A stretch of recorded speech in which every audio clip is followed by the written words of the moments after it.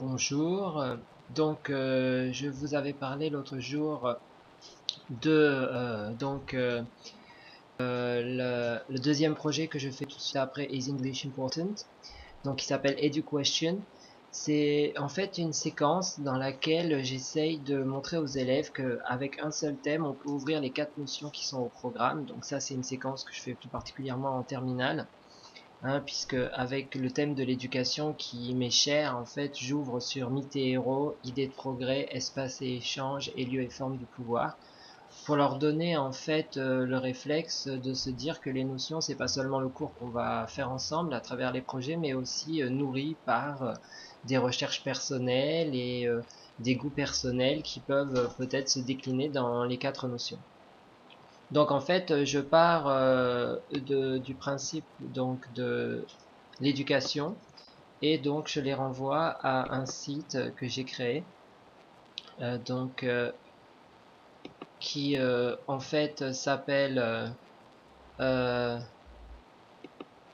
qui s'appelle Education sur ThinkLink, dans lequel en fait j'ai fait un document où il y a marqué Education et il y a 4 boutons qui vont apparaître, qui sont en fait des boutons qui renvoient donc à mon Purtrees dont je vous avais parlé la dernière fois, c'est-à-dire un site sur lequel j'ai mis une banque de données à disposition avec des documents, des vidéos, tout ça qui permet aux élèves à la maison de traiter les documents que je donne, que ce soit vidéo ou texte, à travers des repérages. Donc j'ai donc mythe et héros, espace et échange, lieu et forme du pouvoir et idée de progrès. Donc ils cliquent sur l'une des 4 notions et ils ont accès sur donc le Pearl Trees avec les différents documents que je donne.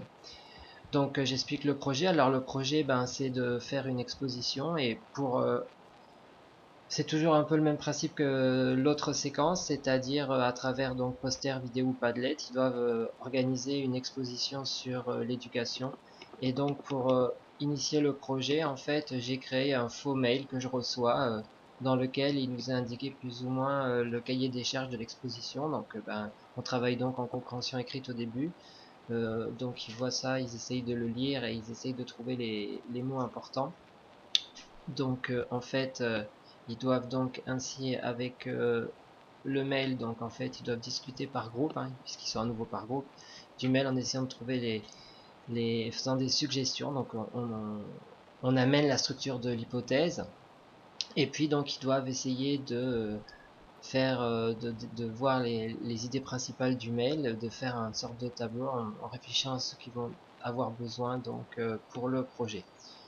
Donc évidemment, je leur donne en fait à réfléchir donc à ce projet ensemble.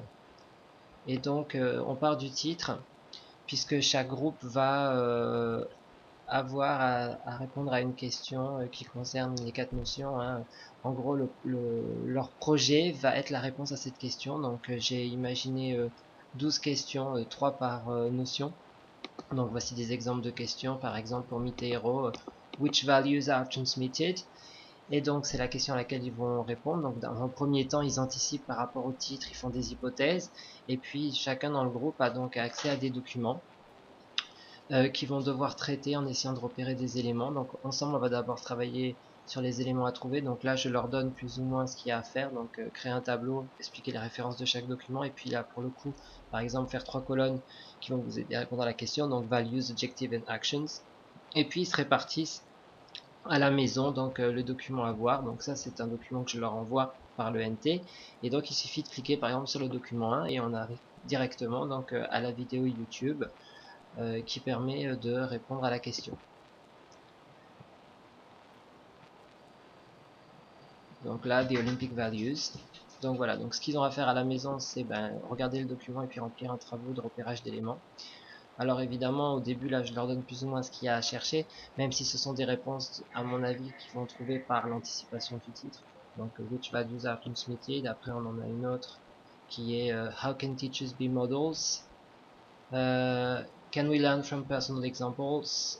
Donc ça c'est pour Mythe et Héros. Ensuite, pour les autres notions, j'ai donc pour chaque groupe, j'ai prévu donc un document qui permet donc de poser une question et les documents vous permettent d'y répondre.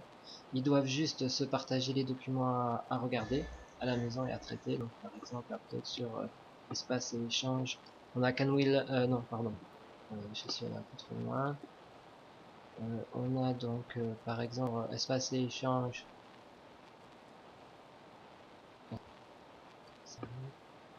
Donc on a donc à chaque fois plusieurs questions auxquelles ils vont devoir.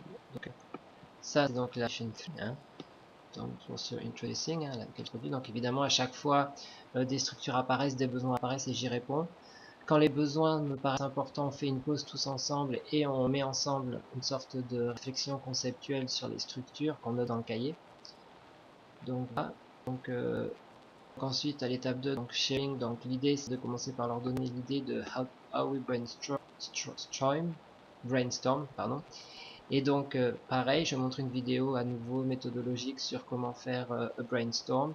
Et donc ils doivent vérifier les différents éléments et puis on met en commun sur comment organiser le brainstorm. Et donc avec la méthodologie du brainstorm, ils doivent mettre ensemble leurs éléments et réfléchir à par éléments. Donc ça, ils utilisent la forme la plus appropriée qu'ils veulent. Donc comme ils l'ont déjà fait à la séquence d'avant, ça va un peu plus vite. Et donc ils doivent travailler individuellement sur leur projet à la maison. Et donc à l'étape d'après, donc c'est organizing. Bon ben là ils expliquent ce qu'ils vont faire, ce que chacun va faire. Et donc chaque groupe, je suis chaque étape du travail en fait, et seulement. Et à chaque fois ils me disent ce qu'ils comptent faire. Donc le travail où ils en sont, les problèmes qu'ils rencontrent. Et c'est là qu'individuellement je leur apporte chacun. Dans chaque groupe, dans mes projets, il y a toujours un responsable du dictionnaire qui cherche les mots pour tout le monde, qui note sur une feuille. Et au bout d'un moment, cette feuille, en fait, bah, je la ramasse, je la photocopie et je fais une interrogation de vocabulaire pour le groupe par rapport aux mots qui sont cherchés. Il y en a un qui est responsable de prendre en note tout ce qui se dit, hein, c'est le rédacteur, et puis le rapporteur, c'est celui qui va utiliser ces notes pour, à un moment donné, venir me voir pour faire un petit peu un bilan avec moi de où en est le groupe. Alors évidemment, ce travail-là, ces rôles-là changent à chaque cours afin que chacun puisse faire les 3 rôles dans le groupe et que ça tourne. Pour aussi éviter qu'ils ne parlent français entre eux pendant l'heure, alors que je favorise quand même une interaction orale en anglais assez poussée, j'ai instauré un système de carton vert, carton rouge qui permet de dire à chaque groupe attention, là il y a trop de français, ou là parfait, les structures que j'ai besoin d'entendre, je les ai entendues. Et donc on fait une sorte de, c'est un peu le bâton et la carotte un petit peu pour essayer de les faire participer progressivement, puisque dans cette approche, la plus grande difficulté, c'est justement qu'ils ont tendance à parler en français entre eux pendant le temps de préparation. Et donc ce système-là me permet progressivement de leur donner le réflexe de parler en anglais le plus possible.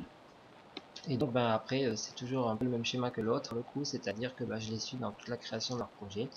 Ce qui fait qu'à la fin, la tâche finale, on organise avec les classes de terminale que j'ai, ben, une sorte d'exposition, je pense qu'on mettra au CDI ou en ligne, où chaque groupe donne une réponse à la question à travers des documents et à travers des documents fabriqués, l'utilisation de documents. Le poster en lui-même est évalué, ainsi que la participation en groupe à travers des grilles individuelles que j'ai fabriquées qui permettent à chaque élève de se situer en niveau A1, A2, B1, B2 et de se convertir en notes pour qu'ils puissent suivre et pour les parents aussi. Et évidemment, je vérifie la compréhension écrite ou orale à travers les éléments qui apparaissent dans les différents travaux qui sont donnés. Ils peuvent en outre, s'ils veulent, me faire un bilan en français, un résumé des documents qu'ils ont à traiter à la maison, qui me permet aussi de vérifier dans un sens la compréhension des documents en eux-mêmes et de voir à quel moment et sur quelle partie ils ont eu des problèmes. Et on en discute et on trouve à chaque fois des solutions à chaque étape par rapport à leur niveau de compréhension. S'il s'agit de problèmes de discrimination auditive, s'il s'agit de problèmes de repérage d'éléments, de faire des liens entre les éléments et même dans les lectures. Et donc ça m'arrive donc de faire une sorte de document sur comment gérer les sources primaires. Alors je vais essayer de vous montrer ça. En fait, tout repose sur mon Perl Trees que j'ai créé donc là. Donc il doit se trouver. Je cherche le lien. Voilà. Donc par exemple le Perl Trees que j'ai créé sur Survival Kit, qui est un Perl Trees dans lequel je mets des documents méthodologiques. et qui permet en fait aux élèves, ils les font dans le cahier, mais ils peuvent toujours après à la maison revoir un peu le document que j'ai fabriqué avec d'autres structures. Donc là c'est un peu long. Mais en gros, donc j'ai créé sur mon Pearl Trees, que vous voyez là, donc des banques de données, et en particulier une banque de données qui s'appelle Survival Kit je, que je nourris dès que je trouve des documents grâce donc à un autre outil que j'utilise qui est Scoopit, qui est une veille numérique et qui me permet ainsi de trouver rapidement des documents avec des clés. Donc par exemple Survival Kit, pour l'instant il se compose comme ça. Donc voilà, donc j'ai plusieurs fiches que j'ai déjà préparées de grammaire que j'ai données sur une bande. Donc, alors voilà, j'ai par exemple là how to brainstorm, la vidéo, how to understand the video, et puis donc j'ai un document que je trouve intéressant qui est en fait un document sur comment traiter des sources privées et qui est en fait une sorte de mind map proposant les différentes étapes qu'on peut faire. Donc pour la vidéo, vous voyez, je mets à chaque fois les étapes et on va en discuter ensemble avant d'arriver à ce document parce que ça va venir d'eux et peut-être que le document tel qu'ils vont me le proposer va être plus intéressant et plus riche. Mais en tout cas, c'est ma base de travail sur les éléments qui me semblent être importants.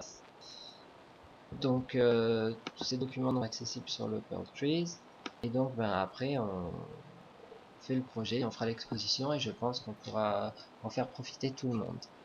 Donc voilà, si ben, vous avez des questions, vous pouvez toujours mettre des commentaires et puis ben, je continuerai à mettre d'autres vidéos pour expliquer d'autres parties, et en particulier comment construire une séquence au lycée, quelle est la démarche que j'utilise pour construire une séquence au lycée.